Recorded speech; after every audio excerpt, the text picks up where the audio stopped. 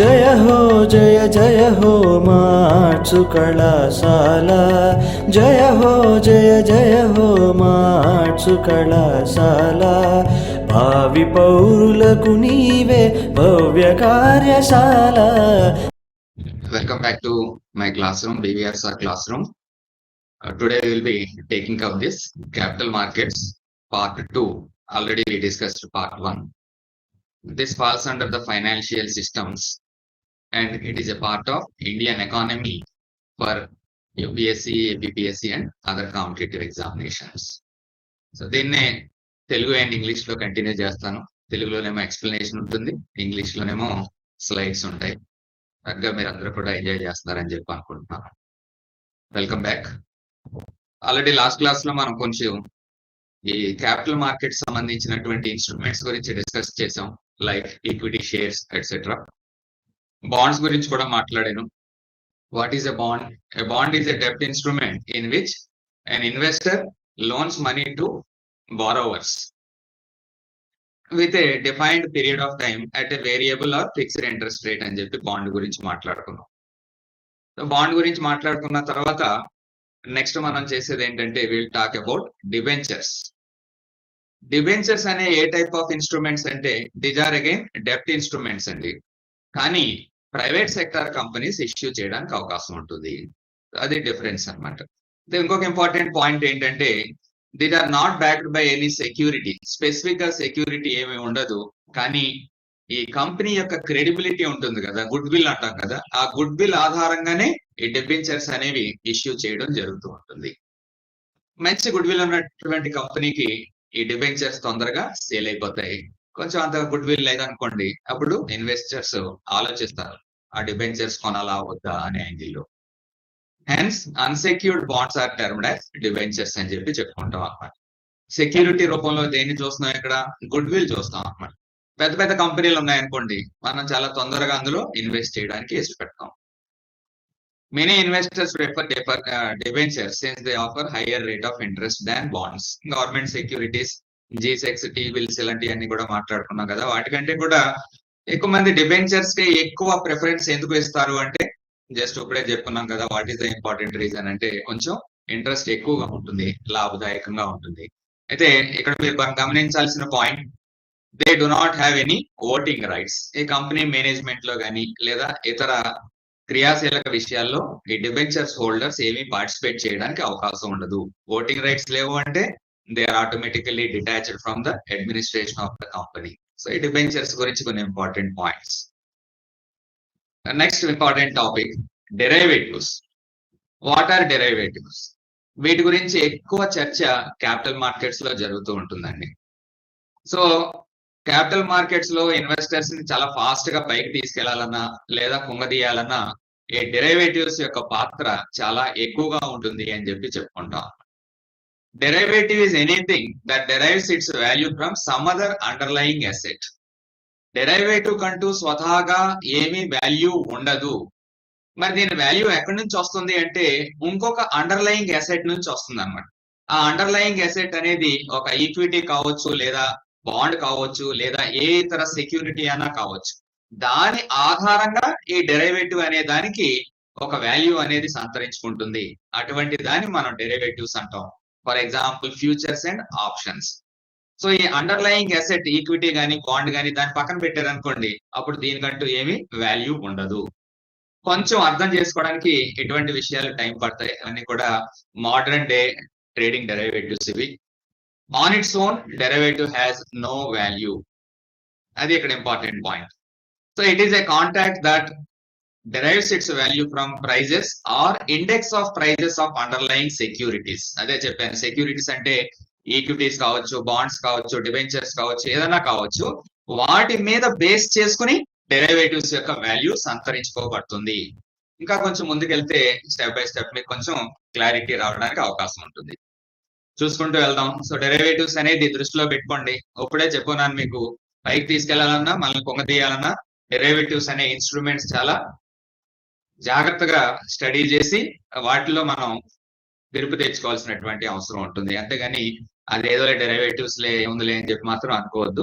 Competitive exams పరంగా చూసినట్టయితే derivatives నుంచి ఈ మధ్య కాలంలో క్వశ్చన్స్ ఎక్కువగా వస్తున్నాయి. కొన్ని రకాల డెరివేటివ్స్ గురించి మాట్లాడుకుందాం. ఫార్వర్డ్ కాంట్రాక్ట్ లేదా ఫ్యూచర్ కాంట్రాక్ట్స్. ఈ రెండు రకాలు, ఫార్వర్డ్, ఫ్యూచర్ కాంట్రాక్ట్. ఫ్యూచర్ అంటే ఏంటంటే రాబోయే కాలంలో జరిగేటటువంటి incident. Future contract means a legally binding agreement to buy or sell the underlying security on a future date. So ఎప్పుడో 3 నెలల తర్వాత 4 నెలల తర్వాత నేను ఈ ప్రైస్ కి నీ దగ్గర ఈ వస్తువు కొంటాను అని చెప్పి మనం అగ్రిమెంట్ కానీ అవతల వ్యక్తితో ఏర్పరచుకుంటే that is called as future contract. మీరు ఏదైనా బిజినెస్ ఛానల్ కానీ ఓపెన్ చేసి చూసారనుకోండి, అందులో ఈ ఫ్యూచర్ కాంట్రాక్ట్స్ గురించినటువంటి వాల్యూస్ అన్ని ఉంటాయి. ఓకే, ఒరిజినల్ గా ఈ ఫ్యూచర్స్ కాంట్రాక్ట్స్ సాధారణంగా కమాడిటీకి సంబంధించి స్టార్ట్ చేశారండి. అంటే ఫర్ ఎగ్జాంపుల్ ఇక్కడ చూడండి, గ్రెయిన్స్ అన్నాం. గ్రెయిన్సే కాకుండా ఆయిల్ అంటే క్రూడ్ ఆయిలే కాదు, ప్రెసెంట్ పొజిషన్ లో అయితే gold, silver, metals, ferrous metals, non ferrous metals, అలాగే బంగాళదుంపలతో సహా ఫ్యూచర్స్ మార్కెట్ లో ట్రేడ్ అవుతూ ఉన్నాయి. సో ఫ్యూచర్స్ మార్కెట్ అంటే ఏం చెప్తాం మనం, లేదా ఫ్యూచర్ కాంట్రాక్ట్ అంటే ఏం చెప్తాం, సమ్ స్పెసిఫిక్ పీరియడ్ లో నేను ఈ వస్తువు మీ దగ్గర కొంటాను లేదా మీకు అమ్ముతాను అని రాసుకునేటటువంటి కాంట్రాక్ట్ నే ఫ్యూచర్స్ కాంట్రాక్ట్ అని చెప్పి పిలుస్తాం అన్నమాట. మేబీ గోల్డ్, ఇప్పుడు మనం ఏప్రిల్ నెలలో ఉన్నాం, జూన్ నెలలో ఉన్నటువంటి గోల్డ్ కాంట్రాక్ట్ ఉంటుంది. ఆ జూన్ నెల పలానా తారీఖున నేను మీ దగ్గర ఈ ప్రైస్ కొంటాను లేదా ఈ ప్రైస్ కి మీకు అమ్ముతాను అని చెప్పి కానీ ఒక అగ్రిమెంట్ చేసుకున్నాం అనుకోండి, that is called as futures contract. So చూడండి, future contracts are traded on exchange while forward contracts are traded directly between buyer and seller. So అది డిఫరెన్స్. ఇక్కడ ఫార్వర్డ్ అన్నాం, అలాగే ఫ్యూచర్స్ కాంట్రాక్ట్ అన్నాం. రెండాటికి మధ్య డిఫరెన్స్ ఏంటంటే ఫ్యూచర్స్ కాంట్రాక్ట్ అనేది ఎక్కువగా ఎక్స్చేంజెస్ లో జరుగుతూ ఉంటుంది. ఫార్వర్డ్ కాంట్రాక్ట్ అనేది బయట జరిగేటటువంటి ఒప్పందం లేదా ఒడంబడిక. సో బయ్యర్ కి సెల్లర్ కి మధ్యన డైరెక్ట్ గా జరుగుతుంది.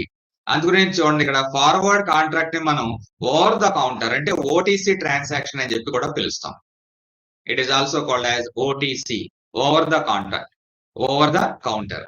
అంటే ఏంటి, డైరెక్ట్ గా బయ్యర్ సెల్లర్ కలుస్తారు, వాళ్ళిద్దరి మధ్యన డీల్ ఏర్పడుతుంది, ఆ రకంగా సెటిల్మెంట్ జరిగిపోతుంది. కానీ ఫ్యూచర్ కాంట్రాక్ట్ మాత్రం అలా కాదు. బయ్యర్ ఉంటారు, సెల్లర్ ఉంటారు, వాళ్ళిద్దరికి మధ్యలో మళ్ళీ ఎక్స్చేంజెస్ ఉంటాయి, స్టాక్ ఎక్స్చేంజెస్ లాగా. సో అది డిఫరెన్స్ బేసిక్ గా. ఇంకొక డిఫరెన్స్ ఏంటంటే futures contracts cannot be customised. అంటే అర్థం ఏంటి అంటే మార్పు చెందడానికి అవకాశం ఉండదు. ఆల్రెడీ ప్రీ డిటర్మైన్డ్ ప్రోడక్ట్ అన్నమాట. ప్రీ డిటర్మైన్డ్ ప్రోడక్ట్ అంటే ముందుగానే వాటి గురించి అన్ని కూడా ఫిక్స్ చేసేసి ఉంటాయి. ఫర్ ఎగ్జాంపుల్ గోల్డ్ తీసుకున్నాం అనుకోండి, మెగా గోల్డ్ కానీ ఫ్యూచర్ కాంట్రాక్ట్ లో ట్రేడ్ చేయాలనుకున్నాం అనుకోండి, దానికి ఒక లాట్ అని చెప్పి అంటాం. లాట్ అంటే 1 kg.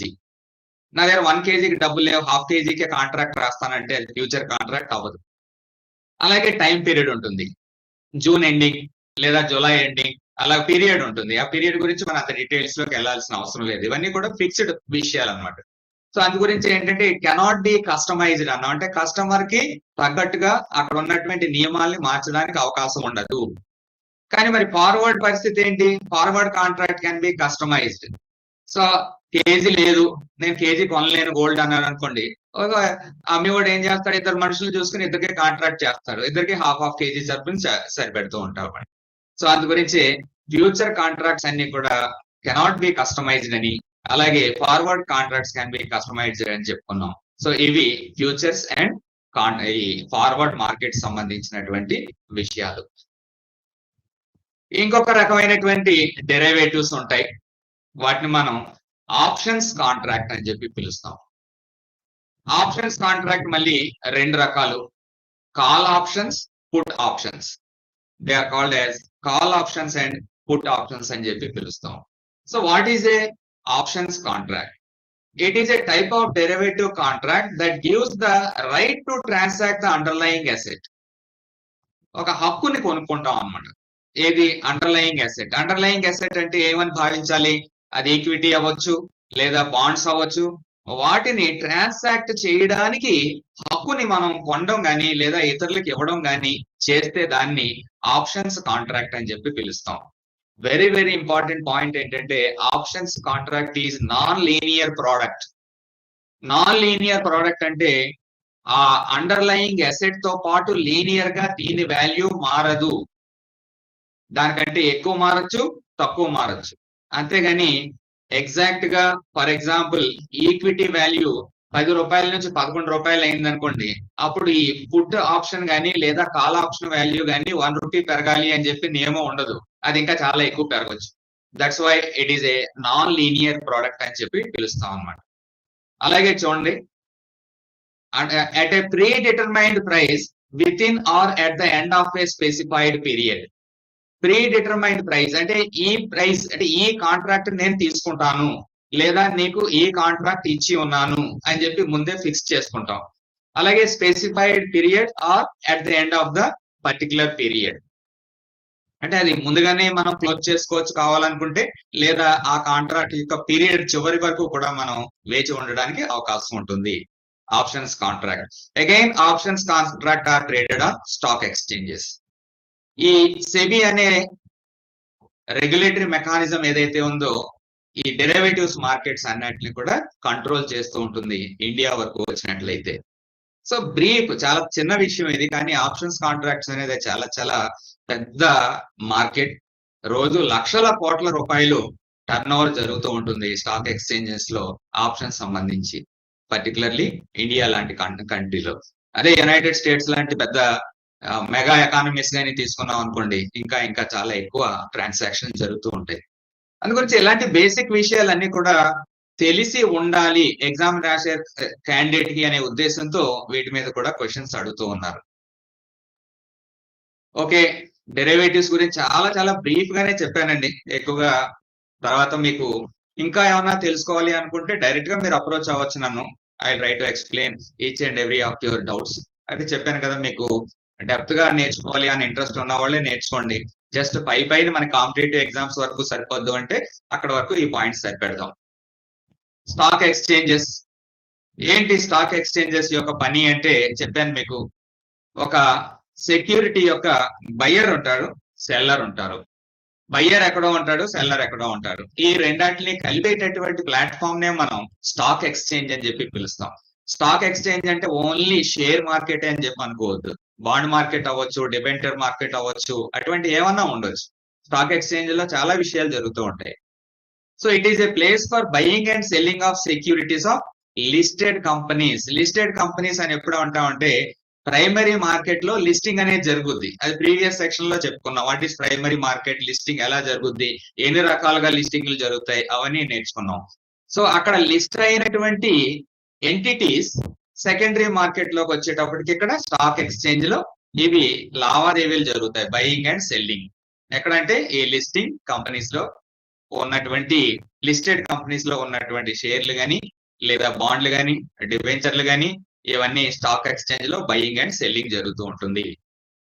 స్టాక్ ఎక్స్చేంజ్ అనేది ఒక ప్లేస్ లో ఫిజికల్ లొకేషన్ లో ఉండొచ్చు, లేదా ఎలక్ట్రానిక్ ట్రేడింగ్ ప్లాట్ఫామ్. రోజు రోజుకి డిజిటలైజేషన్ పెరుగుతున్న కొలది ఎలక్ట్రానిక్ ట్రేడింగ్ ప్లాట్ఫామ్ బాగా ప్రాముఖ్యాన్ని సంతరించుకుంటుంది.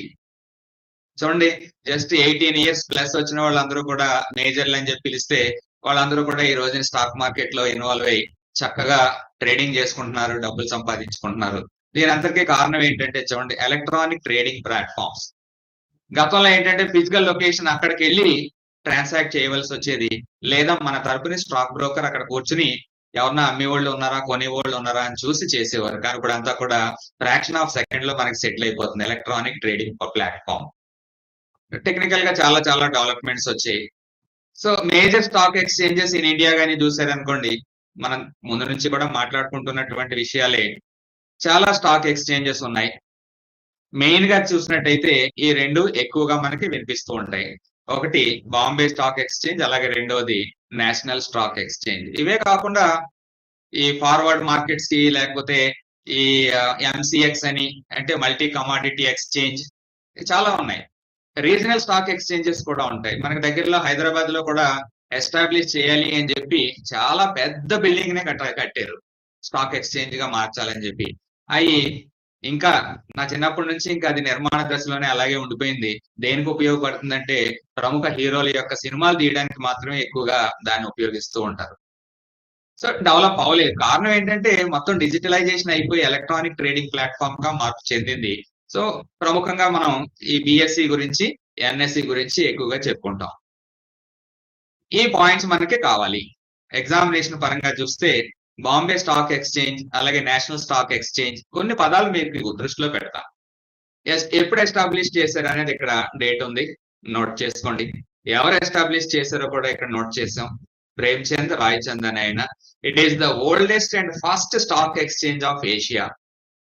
ఏది? Bombay stock exchange. చూడండి ఎంతకాలం అయింది, 150 సంవత్సరాల దగ్గర అవుతుంది ఇది ఎస్టాబ్లిష్ చేసి. దాని పాత పేరు ఏంటో చూడండి, the native share and stock brokers association. ఇదే బిట్ గా ఆబ్జెక్టివ్ క్వశ్చన్ గా అడగొచ్చు. Old name native share and stock brokers association is presently known as. దాన్ని చాలా ఆప్షన్స్ గా మార్చొచ్చు. నేషనల్ స్టాక్ ఎక్స్చేంజా, లేదా బాంబే స్టాక్ ఎక్స్చేంజా, లేదా రీజనల్ స్టాక్ ఎక్స్చేంజ్, ఇలా అడగొచ్చు అనమాట. దీన్ని చూడండి, Indian government recognised its officially as per the securities contract regulation act in August 1957. So official గా రికగ్నైజ్ చేయడానికి చాలా కాలం పట్టింది. ఇయర్ గుర్తు పెట్టుకోండి. అలాగే United Nations sustainable stock exchange initiative అనేది ఒకటి ఉంది. అందులో బిఎస్సి ఎప్పుడు జాయిన్ అయింది అనేది ఒక డేట్ ఒకటి గుర్తుంచుకోండి, 2012.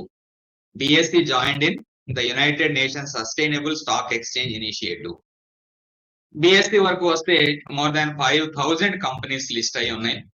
ఆ పేర్లన్నీ కూడా మీకు చాలా వినిపిస్తూ ఉంటాయి అన్నమాట. దేశంలో ఉన్నటువంటి ప్రముఖ కంపెనీలన్నీ కూడా బిఎస్సిలో లిస్ట్ అయి ఉన్నటువంటి కంపెనీలే. 5000 కంటే ఎక్కువ కంపెనీలు లిస్ట్ అయి ఉన్నటువంటి పరిస్థితి. చూడండి, ఇది నేషనల్ స్టాక్ ఎక్స్చేంజ్ సంబంధించినటువంటి పిక్చర్, ఇది బాంబే స్టాక్ ఎక్స్చేంజ్ కి సంబంధించినటువంటి పిక్చర్. దీన్నే దలాల్ స్ట్రీట్ లో ఉంటుంది అని చెప్పి చెప్పుకుంటాం. ప్రీవియస్ గా కూడా మీకు ఈ పిక్చర్స్ చూపించడం జరిగింది. రెండో స్టాక్ ఎక్స్చేంజ్ ఏంటి మరి? రెండవ ప్రముఖ stock exchange national stock exchange. NSC was incorporated in 1992. ఇది డేట్లు గుర్తుపెట్టుకోండి. It was recognised as stock exchange by SEBI in this particular date, April 1993, and commenced operations in 1994. ఈ ఇయర్స్ కొంచెం ఇంపార్టెంట్ గా ఉంటుంది. It was the first exchange in India to provide fully computerized electronic trading. Technology పరంగా చూస్తే NSC చాలా advanced గా ఉంటుందండి. అది గురించి ఎక్కువ ట్రాన్సాక్షన్స్, ఎస్పెషల్లీ డిజిటల్ ట్రాన్సాక్షన్స్ అన్ని కూడా ఎన్ఎస్సి యొక్క ఎలక్ట్రానిక్ ప్లాట్ఫామ్ మీద జరుగుతూ ఉంటాయి. సో ఆ విషయాన్ని కూడా మీరు గుర్తుపెట్టుకోండి. It was recognised as a stock exchange by SEBI under the securities contracts regulation act 1956. ఈ యాక్ట్లు కూడా కొంచెం గుర్తుపెట్టుకోవాలి. సారీ. దీనికి చైర్పర్సన్ గా ప్రెసెంట్ ఈ పర్సన్ ఉన్నారు, గిరీష్ చంద్ర చతుర్వేది. అలాగే MD and CEO Ashish Kumar Chauhan అని ఆయన ఎక్కువగా లీడింగ్ రోల్ పోషిస్తున్నారు. అయిన తర్వాత స్టాక్ మార్కెట్ ఇండెక్స్ అని ఉంటుందండి. ఆ స్టాక్ మార్కెట్ ఇండెక్స్ నుంచి కూడా నేను గతంలో బిట్లు చూశాను, అందు గురించి దీన్ని కూడా ఇన్వాల్వ్ చేశాను ఇందులో మన డిస్కషన్ లో. What is this stock market index అని చెప్పంటే, చూడండి బిఎస్సిలో ఎన్ని స్టాక్స్ ఉన్నాయని చెప్పి అనుకున్నాం, 5000 కంటే ఎక్కువ లిస్టెడ్ కంపెనీలు ఉన్నాయి. అలాగే నేషనల్ స్టాక్ ఎక్స్చేంజ్ లో చూసినట్టయితే 2100 కంటే కూడా ఎక్కువ లిస్టెడ్ కంపెనీలు ఉన్నాయి. మరి అన్ని షేర్లని, అన్ని రకాల కంపెనీలని మనం ఇండివిజువల్ గా అనలైజ్ చేయడం కష్టతరంగా ఉంటుంది.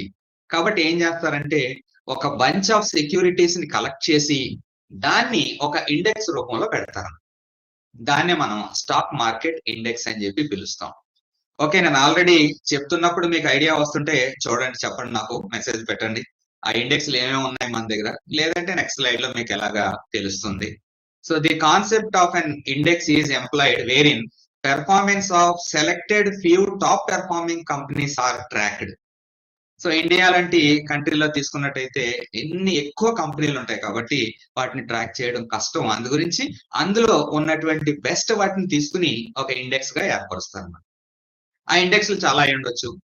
సెక్టార్ వైజ్ ఇండెక్స్లు ఉంటాయి, ఓవరాల్ గా మార్కెట్ వైజ్ ఇండెక్స్ ఉంటాయి, రకరకాల ఇండెక్స్లు ఉంటాయి, కొన్ని ముద్దు పేర్లు కూడా ఉంటాయి మీకు బాగా వినిపిస్తున్నటువంటివి.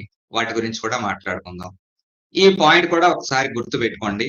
One company can be listed on multiple exchanges. ఇది ఆప్షన్స్ కి ఇలాంటివే మల్టిపుల్ చాయిస్ క్వశ్చన్స్ లో మనకు ఉపయోగపడుతూ ఉంటాయి. ఒక కంపెనీ ఒక ఎక్స్చేంజ్ లోనే లిస్ట్ అవ్వాలా, లేదా ఎన్ని ఎక్స్చేంజ్ లోన లిస్ట్ అవ్వాలా అంటే ఎన్నట్లోనా అవ్వచ్చు. కాకపోతే ఏంటంటే దానికి ఫీ కట్టాలి ఆ కంపెనీ. అలాగే ఇండియాలో అవ్వచ్చు, వాళ్ళకి ఇంకా కాన్ఫిడెన్స్ ఉంటే ఇతర కంట్రీల యొక్క స్టాక్ ఎక్స్చేంజెస్ లో కూడా లిస్ట్ అవ్వచ్చు.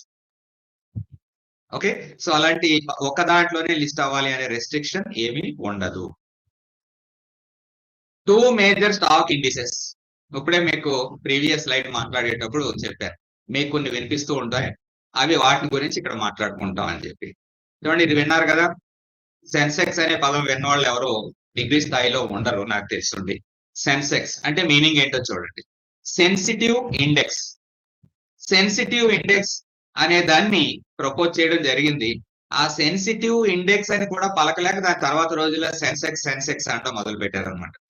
ఓకే, అయితే సెన్సెక్స్ లేదా సెన్సిటివ్ ఇండెక్స్ అంటే ఏంటి అంటే, ఇండియాలో ఉన్నటువంటి లిస్టెడ్ కంపెనీల్లో ఒక ది బెస్ట్ 30 బ్లూ చిప్ కంపెనీలని కలెక్ట్ చేసి దాన్ని ఒక గ్రూప్ గా ఏర్పరిచి ఒక ఇండెక్స్ రూపంలో దాన్ని తీర్చిదిద్దారు. దాన్నే సెన్సెక్స్ అంటారు. సో సెన్సెక్స్ అంటే ఎన్ని కంపెనీలు ఉంటాయి, అందులో 30 కంపెనీలు ఉంటాయని చెప్పి ఒక గుర్తు పెట్టుకోండి. 30 కంపెనీస్. ఈ 30 కంపెనీస్ ఒక సెక్టార్ కి సంబంధించినవి కావు, చాలా సెక్టార్స్ కి సంబంధించిన బ్లూ చిప్ కంపెనీస్. ఆ 30 కంపెనీస్ ఏంటి అని చెప్పి మీరు కానీ తెలుసుకోవాలి అనుకుంటే జస్ట్ మీ చేతిలో ఫోన్ ఉంది కాబట్టి what are the Sensex 30 companies అంటే వరుసగా మీకు వచ్చేస్తాయి. ఇన్ఫోసిస్, టీసీఎస్, ఓకే, రిలయన్స్ ఇండస్ట్రీస్, ఎస్బిఐ, ఇలాంటి కంపెనీలు, పెద్ద కంపెనీలు. ఈ పాయింట్ కూడా ఒక నోట్ చేయండి. Sensex or sensitive index is a value weighted index composed of 30 companies with the base year ఏదవుతుందో చూడండి, 1978, 1979. అప్పుడు దీని వాల్యూ ఎంత తీసుకున్నారు అంటే 100 గా తీసుకుని స్టార్ట్ చేశారు ఆ ఇండెక్స్ కి. అఫ్ కోర్స్ ఇప్పుడు ఎంత ఉంది అంటే మీకు తెలుసు, నియర్లీ 75,000 దగ్గర ట్రేడ్ అవుతుంది. 75,000 వాల్యూ. ఇందులో ఏముంటుందని చెప్పన్నాను, it consist of the 30 largest and most actively traded blue chip stocks. Blue chip అంటే పదం ఏంటంటే నేను ఎక్స్ప్లెయిన్ చేస్తాను మీకు. బ్లూ చిప్ స్టాక్స్ అంటే blue chip companies, representative of various sectors. అంటే ఇంకా ఇన్ఫర్మేషన్ టెక్నాలజీ అవ్వచ్చు, బ్యాంకింగ్ అవ్వచ్చు, ఆయిల్ అండ్ గ్యాస్ అవ్వచ్చు, అలాగా డిఫరెంట్ సెక్టార్స్ లో ఉన్నటువంటి టాప్ 30 కంపెనీస్ ని ఒక గ్రూప్ గా ఏర్పరిచి దాన్ని సెన్సెక్స్ అనే పేరు పెట్టి దాన్ని ఈ బాంబే స్టాక్ ఎక్స్చేంజ్ వాళ్ళు నిర్దేశించడం జరిగింది. బాంబే స్టాక్ ఎక్స్చేంజ్ లో ఇది ట్రేడ్ అవుతూ ఉంటుంది, Sensex. Okay, so this is the point regarding one major stock index, that is Sensex or sensitive index. అలాగే ఇంకోటి ఉంటుంది చూడండి, నిఫ్టీ అంటాం. నిఫ్టీ 50. అయితే దీని గురించి ఎక్కువగా న్యూస్ పేపర్లో వాటిలో కూడా మాట్లాడుతూ ఉంటారు చూడండి. నిఫ్టీ ఢమాల్, 10 లక్షల మదుపర్ల ఆస్తి ఆవిరి, 10 లక్షల కోట్ల మదుపర్ల ఆస్తి ఆవిరి, లేదా పరుగులెడుతున్నటువంటి నిఫ్టీ. నిఫ్టీ అంటే బాగానే, అది వినడానికి అది బాగానే, ఓకే, అదేదో ఏదో పేరు పెట్టారులే అనుకోవచ్చు. కానీ కాంపిటేటివ్ ఎగ్జామ్స్ ప్రిపేర్ అవుతున్న మీకు అదేంటో తెలియాలి. నిఫ్టీ అంటే నేషనల్ 50. Nifty is national 50. ఇందాక సెన్సెక్స్ చూసాం. సెన్సెక్స్ లో ఎన్ని కంపెనీలు ఉన్నాయి? 30 most prominent blue chip companies of various sectors ఉన్నాయి. ఇక్కడ Nifty also called as Nifty 50 అంటే అందులో పేరులోనే ఉంది. Is the market index consisting of 50 well established and financially sound companies listed on National Stock Exchange NSE. Sensex ఏమో Bombay stock exchange లో listed అయి ఉంటుంది, కానీ ఇది నిఫ్టీ అనేది నేషనల్ స్టాక్ ఎక్స్చేంజ్ లో లిస్ట్ అయి ఉంటుంది. ఇందాక 1978-79 బేస్ ఇయర్ గా తీసుకున్నాం, కానీ నిఫ్టీకి base year is taken as 1995 and the base value is set at 1000. Okay, 1995 లో 1000 గా సెట్ చేసి తీసుకున్నారు. ఇప్పుడు ఎంత ఉంది అంటే 22,500 ఆ రేంజ్ లో ట్రేడ్ అవుతుంది నిఫ్టీ. ఈ పదం చూడండి, mcap or market capitalization. What is mcap or market capitalization అంటే simple. Share value multiplied by number of outstanding shares. Share అంటే వాటా అని చెప్పి చెప్పుకున్నాం. సో ఆ వాటాలు ఎన్ని ఉన్నాయి ఇంటూ దాని ఫేస్ వాల్యూ. ఉదాహరణకి ఇక్కడ చూడండి, for example if a company has issued 10 crore shares, అంటే అవుట్ స్టాండింగ్ షేర్స్ అని 10 crore shares and trades at a value of 10 rupees per share, అప్పుడు మార్కెట్ క్యాపిటలైజేషన్ ఏమవుతుందంటే 100 crore. దట్స్ ఇట్, అందుకంటే ఇక్కడ ఏమీ లేదు. So share value multiplied by number of outstanding shares gives the MCAP or market capitalisation. కొన్ని కంపెనీలు చాలా పెద్ద పెద్ద మార్కెట్ క్యాపిటలైజేషన్స్ ఉంటాయండి. 10 లక్షల కోట్లు, 20 లక్షల కోట్లు అలా ఉన్నటువంటి పరిస్థితి. రిలయన్స్ ఉందనుకోండి, 20 లక్షల కోట్ల కంటే ఎక్కువ మార్కెట్ క్యాపిటలైజేషన్ ఉన్నటువంటి పరిస్థితి. Shares are traded in secondary market, so share price fluctuates daily. Share price fluctuates daily అనే పదం అవుట్డేటెడ్. ఎందుకంటే share price fluctuates every second or every fraction of a second అని చెప్పుకోవాలి. ప్రెసెంట్ అంతా కూడా ఎలక్ట్రానిక్ యుగం కాబట్టి. పూర్వం రోజంతా అయిపోయిన తర్వాత నెక్స్ట్ డే పేపర్ తీసి చూసేవారు, అప్పుడు తెలిసింది ఎక్కడ క్లోజ్ అయింది, ఎక్కడ ఓపెన్ అయింది అనేది. కానీ ఇప్పుడు అలా కాదు కదా, మీ చేతిలో మొబైల్ ఫోన్ ఉంది, అందులో మీరు NSE ఓపెన్ చేశారంటే చాలా ఫ్లక్చుయేషన్స్ కనిపిస్తూ ఉంటాయి. పైగా మనకి ఏ మాత్రం కొంచెం హార్ట్ వీక్ గా ఉందనుకోండి, గుండె జబ్బులు వచ్చేటటువంటి పరిస్థితి కూడా చాలా ఎక్కువగా ఉంటాయి. అంతలా ఫ్లక్చుయేట్ అవుతూ ఉంటాయి షేర్లు. గోల్డ్ కానీ సిల్వర్ కానీ చూసారనుకోండి, ఆ ఫ్లక్చుయేషన్స్ అసలు తట్టుకోలేము అనమాట, అంత భయంకరంగా ఉంటుంది. Okay, this also means that if share price of a company increases, then overall market cap also increase. అంతే కదా, మార్కెట్ క్యాప్ దేని మీద డిపెండ్ అయి ఉంది? షేర్ వాల్యూ మీద డిపెండ్ అయి ఉంది. షేర్ ప్రైస్ పెరిగితే మార్కెట్ క్యాప్ కూడా ఇంక్రీజ్ అవుతూ ఉంటుంది. మార్కెట్ క్యాప్ ఇంక్రీజ్ అవుతూ ఉంటే ఇండెక్స్ వాల్యూ పెరుగుతుంది. ఇండెక్స్ వాల్యూ పెరుగుతూ ఉంటే ఎకానమీ బలపడుతుంది అని చెప్పి తెలుస్తుంది. ఎకానమీ బలపడుతుంది అంటే ప్రపంచవ్యాప్తంగా మన దేశానికి నెగోషియేషన్ పవర్ పెరుగుతుంది. సో నెగోషియేటింగ్ పవర్ అనేది చాలా చాలా ఇంపార్టెంట్ ఎప్పుడైనా సరే. అప్పుడు అది బలపడింది అనుకోండి, మన ఆర్థిక వ్యవస్థ బలపడమే కాకుండా మన అందరూ కూడా ఇంకా మంచి ఉన్నతమైన స్థితిలో ఉండడానికి అవకాశం ఉంటుంది. Increased share price will reflect an increased market cap and an increased market cap will result in a higher value of index. ఇవన్నీ ఇంటర్లింక్డ్ అన్నమాట. సో ఏదో ఆయన వచ్చి ఏం చేసేళ్ళే, ఈయన వచ్చి ఏం చేసేళ్ళే అనక. సో ఇండియన్స్ అందరూ కూడా తలుచుకున్నారు అనుకోండి, మళ్ళీ డాలర్ వాల్యూని రూపీతో పోల్చుకుంటే ఏ 10కో తెచ్చేయచ్చు. అంటే మనం బలపడాలన్నమాట. ఈ రోజు 83 దగ్గర ఉంది అంటే, మా చిన్నప్పుడు ఎక్కడ 20 దగ్గర ఎక్కడ ఉన్నదాన్ని మనం 83కి తీసుకొచ్చేస్తాం. అంటే బలహీన పడుతున్నాం అనమాట కంపారిటివ్లీ. సో మన ఎకానమీ అలాగ గ్రో అవుతూ వచ్చింది అనుకోండి, ఎక్స్పోర్ట్స్ బాగా పెరిగాయి అనుకోండి, ఇంపోర్ట్స్ తగ్గాయి అనుకోండి, ఆటోమేటిక్ గా మళ్ళీ మన రూపాయి బలపడుతుంది. రూపాయి బలపడుతుంది అంటే ఎకానమీ బలపడుతుంది. దీనికి ఎవరు ఆద్యులు అంటే మనమే చేసుకోవాలి మన దేశాన్ని. ఓకే, ఈ రకంగా కొన్ని ముఖ్యమైనటువంటి financial markets in general and capital markets in particulars మనం డీటెయిల్ గా మాట్లాడుకున్నాం. ఇప్పుడు స్టాక్ మార్కెట్స్ లో ఇన్వాల్వ్ అయినటువంటి టర్మ్స్ కొన్ని చెప్పి ఆ తర్వాత ఆబ్జెక్టివ్ క్వశ్చన్స్ కి నేర్చుకోవడానికి ట్రై చేద్దాం. బిడ్ అంటే ఏంటి? It is the highest price that the buyer of a stock is ready to pay for a particular stock. Highest price.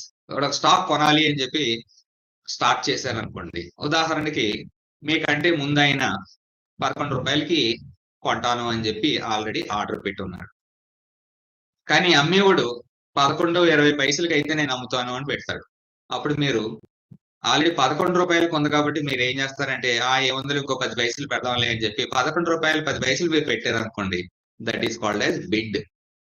So అక్కడ కొనే వాళ్ళ హైయెస్ట్ వాల్యూ ఏముంది? మీరు పెట్టిందే, అంటే 11 రూపాయలు 10 పైసలు పెట్టారు. That is called as bid. It is the highest price that the buyer of a stock is ready to pay for a particular stock. Ask లేదా ఆఫర్ దీనికి రివర్స్ అన్నమాట. It is concerned with seller. అమ్మి ఆయన ఏం చేస్తాడు, మీరు ఎంతకి కొనాలని పెట్టారు? 11 రూపాయలు 10 పైసలకి మీరు కొంటాను అని పెట్టారు. కానీ ఆయన ఏం చేస్తారు, అమ్మేవాడు 10 పైసలు వస్తే బాగుండు కదా అని చెప్పి 11.20 పైసల దగ్గర పెట్టి ఉంచుతాడు. కానీ ఇంకొక ఆయన ఏమంటాడంటే, అమ్మేసుకోదాం, డబ్బులు అర్జెంట్ కదా అని చెప్పి మీరు పెట్టినటువంటి 11 రూపాయలు 10 పైసలకి ఇచ్చి వెళ్ళిపోయాడు అనుకోండి. సో ఆ రెండో అయిన దాన్ని మనం ఏమంటాం అంటే ఆస్క్ లేదా ఆఫర్ అంటాం. It refers to the lowest price at which the owner of the equity shares is ready to sell the shares in the stock market. So bid కొనే వాళ్ళకి సంబంధించింది, ఆస్క్ లేదా ఆఫర్ అనేది అమ్మే వాళ్ళకి సంబంధించింది అని చెప్పి గుర్తుపెట్టుకోండి. బేర్ మార్కెట్, బుల్ మార్కెట్ అంటారు, బేర్ మార్కెట్ అంటారు. బేర్ అంటే దొంగచాటుగా దబ్బేసేది అని meaning.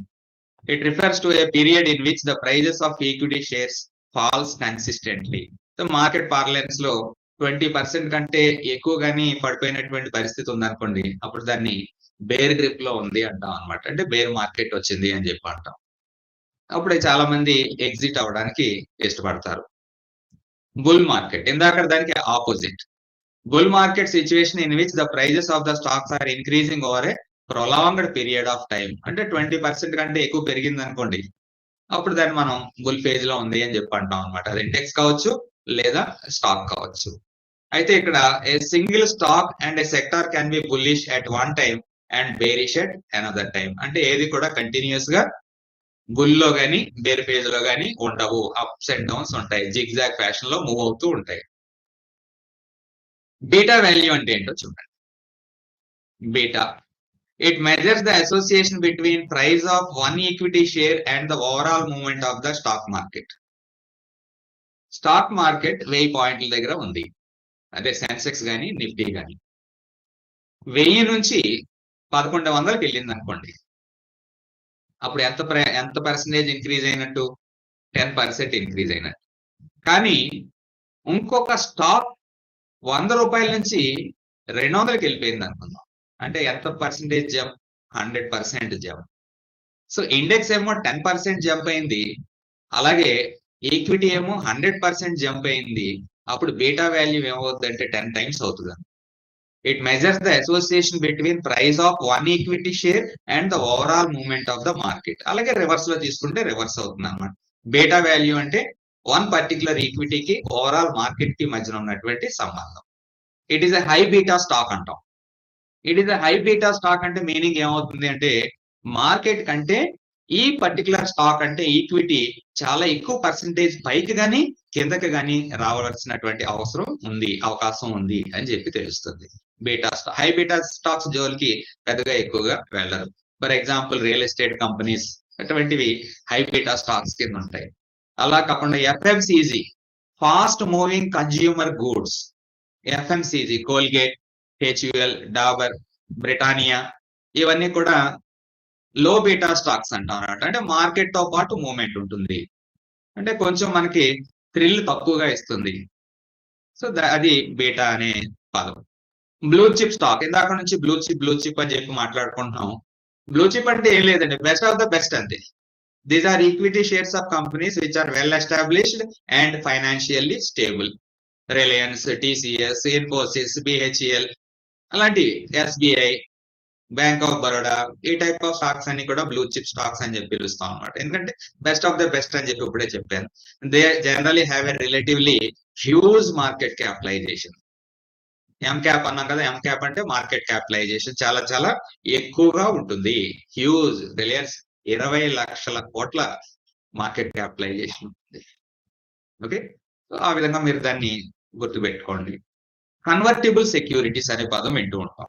What is the meaning of convertible securities? ఒకదాని నుంచి ఇంకోటి కండి.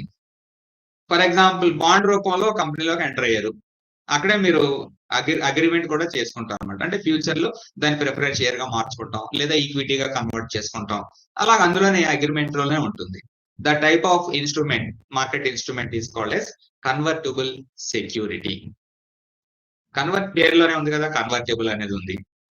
ఇంకోటి చూడండి, డెల్టా. ఇంత బీటా చూస్తారు, ఆల్ఫా, బీటా, గామా అలాంటిది అనమాట. ఇప్పుడు delta. A delta relates to the ratio of change in the price of a derivative. ఇందాకదేమో equity with respect to stock market అన్నాం, ఇప్పుడు డెరివేటివ్ తో. It relates to the ratio of change in the price of a derivative in response to change in the price of the underlying asset. Options అన్నాం, options లోనేమో call options ఉంటాయి, put options ఉంటాయి అని చెప్పి చెప్పుకున్నాం, లేదా futures అనుకున్నాం. వీటిని వాల్యూ ఎంత అంటే దానికి ఏం వాల్యూ ఉండదు అని చెప్పి అనుకున్నాం. మరి వాల్యూ ఎక్కడి నుంచి వస్తుంది అంటే అండర్లయింగ్ అసెట్ నుంచి వస్తుంది. అండర్లయింగ్ అసెట్ ఏమై ఉంటుంది అంటే మీరు ఏం చెప్పారు? ఈక్విటీ కావచ్చు, బాండ్ కావచ్చు, డిబెంచర్స్ కావచ్చు, అదర్ టైప్ ఆఫ్ సెక్యూరిటీస్ అన్నారు. ఆ అండర్లయింగ్ అసెట్ తో చూసినట్టయితే, కంపేర్ చేసినట్టయితే ఈ డెరివేటివ్ వాల్యూ వేరియేషన్ ఎలా ఉంది, ఆ వేరియేషన్ ఎలాగుంది అని తెలియజేసేదాన్ని డెల్టా వాల్యూ అంట. మోర్ ద డెల్టా వాల్యూ, ఆ వేరియేషన్ చాలా ఎక్కువగా ఉంది. అంటే అండర్లయింగ్ అసెట్ 10 రూపాయలు పెరిగితే ఈ డెరివేటివ్ 20 రూపాయలు పెరిగింది అనుకోండి, delta value high. Underlying asset 10 రూపాయలు పెరిగి ఈ డెరివేటివ్ 5 రూపాయలు పెరిగింది అనుకోండి, డెల్టా వాల్యూ లో. ఈక్వల్లీ రివర్స్ అవుతుంది అన్నమాట. అంటే సెల్లింగ్ టైంలో ఈక్వల్ గా ఆపోజిట్ డైరెక్షన్ లో ఉంటుంది. A higher delta suggests higher sensitivity to the price changes in the underlying assets అని చెప్పి చెప్పుకుంటాం. స్ప్రెడ్ అనేది బహుశా మీకు కొత్త అయి ఉండొచ్చు. చాలా సింపుల్ అండి. ఇందాక బిడ్ అని చదువుకున్నాం, ఆస్క్ అని చదువుకున్నాం. బిడ్ అంటే ఏంటి? బై చేసే వ్యక్తి ఆఫర్ చేసే హైయెస్ట్ ప్రైస్. ఆస్క్ అంటే సెల్ చేసే వ్యక్తి ఆఫర్ చేసేటటువంటి ప్రైస్ ఏదైతే ఉందో దాని గురించి మాట్లాడుకున్నాం. ఈ రెండాటికి డిఫరెన్స్, దాన్ని స్ప్రెడ్ అంటాం. హైలీ లిక్విడ్ కంపెనీస్ కి స్ప్రెడ్ చాలా తక్కువ ఉంటుంది, కొన్ని సందర్భాల్లో 5 పైసలే ఉంటుంది. అంటే ఎక్కువ లిక్విడిటీ ఉన్నటువంటి కంపెనీల జోలికి వెళ్ళాలి. అలా కాకుండా ఇల్లిక్విడ్ కంపెనీస్ ఉన్నాయనుకోండి, అంటే పెద్దగా ట్రేడింగ్ అవ్వనటువంటి కంపెనీస్ ఉన్నాయనుకోండి, వాటికి స్ప్రెడ్స్ ఎక్కువ ఉంటాయి అన్నమాట. అప్పుడు నష్టపోవడానికి కూడా ఎక్కువగా అవకాశం ఉంటుంది. ఓకే, సో ఇప్పుడు కూడా అది గురించి లిక్విడిటీ ఎక్కువ ఉన్నటువంటి కంపెనీల జోలికి వెళ్ళాలి అని చెప్పి అంటారు. స్ప్రెడ్ తక్కువగా ఉన్నటువంటి కంపెనీలని ఎంచుకోవాలి. So that is the spread. Volatility పేరులోనే ఉంది. ఒకే రోజు పైనుంచి కిందకి ఒక 10 నిమిషాలు అటు ఇటు ఎక్కువగా ఊగేసింది అనుకోండి సెక్యూరిటీ ప్రైస్, దాన్ని హైలీ వాలటైల్ మార్కెట్ లేదా హైలీ వాలటైల్ స్టాక్ అని చెప్పి పిలుస్తాం. ఈల్డ్, ఇది చాలా ఇంపార్టెంట్ థింగ్. ఇది దేనికి సంబంధించింది అంటే డివిడెండ్ కి సంబంధించినటువంటిది. 100 రూపాయల షేర్ వాల్యూ ఉంది. వాళ్ళు, ఆ కంపెనీ వాళ్ళు ఎవ్రీ ఇయర్ 10 రూపీస్ మీకు డివిడెండ్ గా ఇస్తున్నారు. దాన్ని డివిడెండ్ ఈల్డ్ అంటాం. అంటే ఎంత పర్సెంటేజ్ అవుతుందండి డివిడెండ్ ఈల్డ్? 10% డివిడెండ్ ఈల్డ్ అవుతుంది. ఓకే, సో చాలా కంపెనీలు డివిడెండ్ ఈల్డ్ చాలా ఎక్కువగా ఉంటుంది. సో దానికి కంపెనీకి స్టెబిలిటీ ఉంటుంది, ప్లస్ ఈ డివిడెండ్ ఈల్డ్ ఎక్కువగా ఉన్నటువంటి కంపెనీలని ఎంచుకుంటారు. మన కంట్రీలో చూసినట్టయితే public sector companies dividend yield ఎక్కువగా ఇస్తూ ఉంటాయి.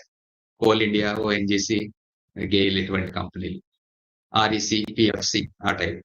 ఓకే, అదంతా వేరే అనుకోండి, అది మనకు సంబంధం లేదు. ఇప్పుడు చెప్పుకుంటున్నటువంటి టాపిక్ అంతా ఇవి ఏంటి, ఈ పదాలు ఏంటి, ఇవే పదాలు మనకి ఎగ్జామినేషన్ లో కనబడితే దాన్ని ఎలా ట్యాకిల్ చేయాలి అనేదే చూడండి.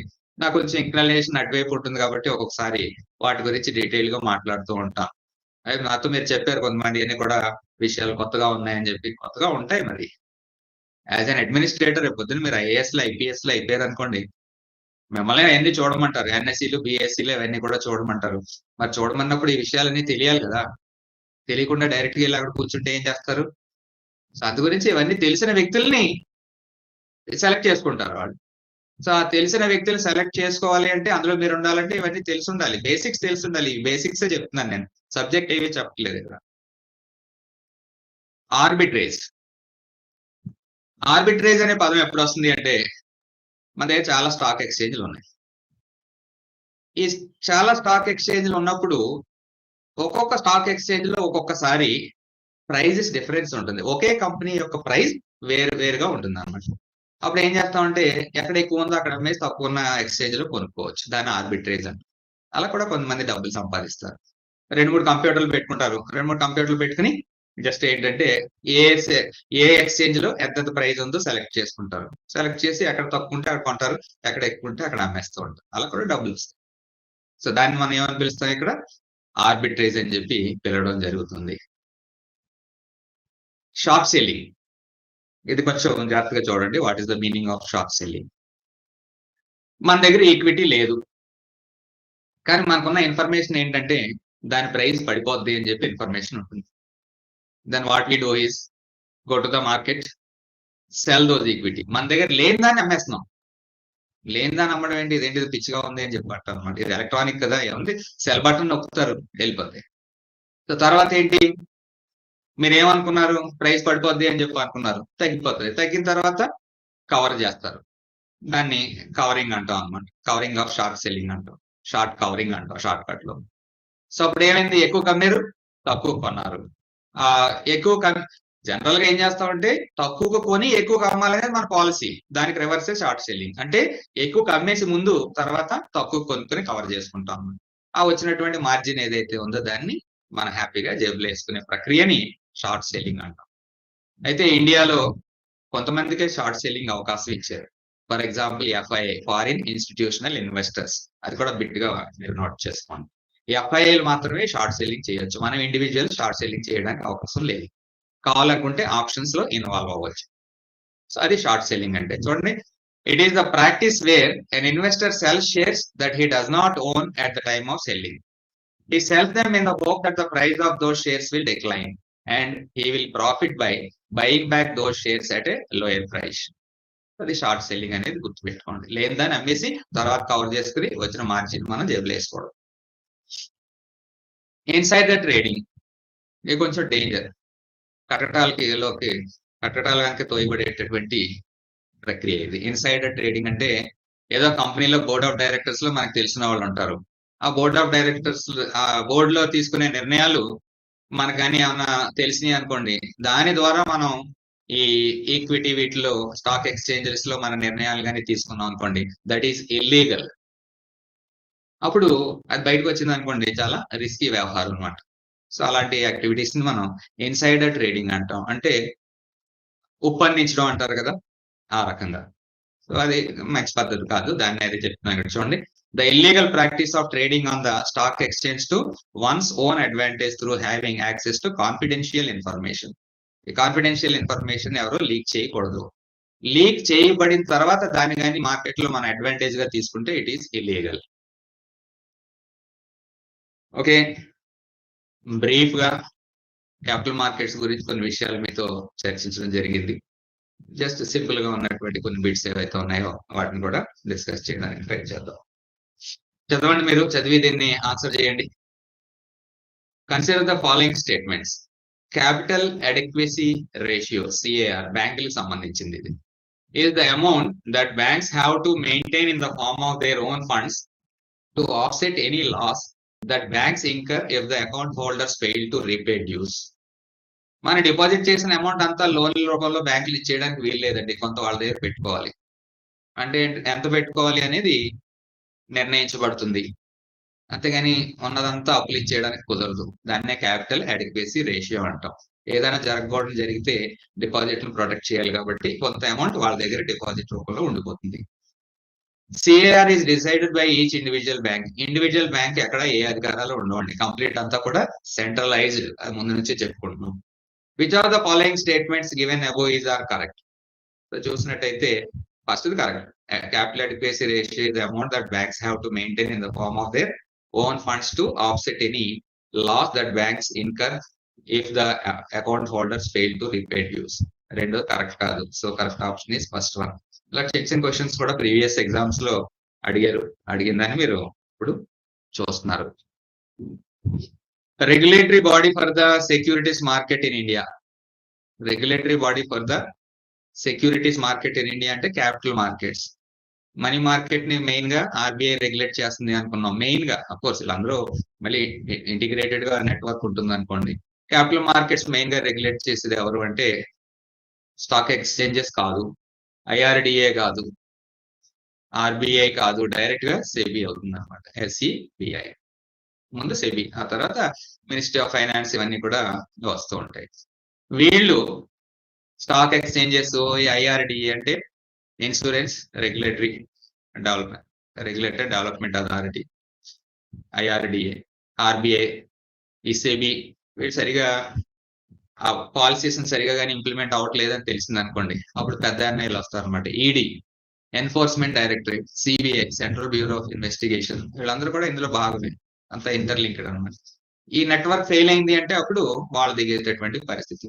అస్మాన్ మనకి సిబిఐ, ఈడీ రైడ్లు అని అంటున్నాం కదా. సో ఈ క్యాపిటల్ మార్కెట్స్ లో ఉన్నటువంటి నెట్వర్క్ ఫెయిల్ అయితే అప్పుడు వాళ్ళ రంగంలో దిగాల్సి వస్తుంది. Which among the following is not an objective of SEBI, Securities and Exchange Board of India, to regulate securities market? Regulate చేస్తుంది కదా, నాట్ అన్ ఆబ్జెక్టివ్ అంటే కాదు. To protect interest of investors, అదే కదా prime duty of SEBI is to protect interest of investors. To promote individual businesses, individual business ని promote చేసే duty SEBI కాదు. SEBI is a regulatory mechanism. చట్టం సరిగా implement అవుతుందా లేదా అనేది, రూల్స్ అండ్ రెగ్యులేషన్స్ కంపెనీలు ఫాలో అవుతున్నాయా లేదా అనేది చూస్తుంది తప్ప ఆ బిజినెస్ అభివృద్ధి చెందుతుందా లేదా అనేది సెబీకి సంబంధం లేదు. To promote the development of the market, develop చేయాలి మార్కెట్ ని, రోజు రోజుకి టెక్నాలజీ పరంగా కానీ ఇతర పరంగా కానీ డెవలప్ చేయాలి. సో ఆ విషయాన్ని కూడా ఈ సెబీ చూసుకుంటుంది. So correct answer is C. So SEBI's duty is not to promote individual businesses, అది దాని డ్యూటీ కాదు.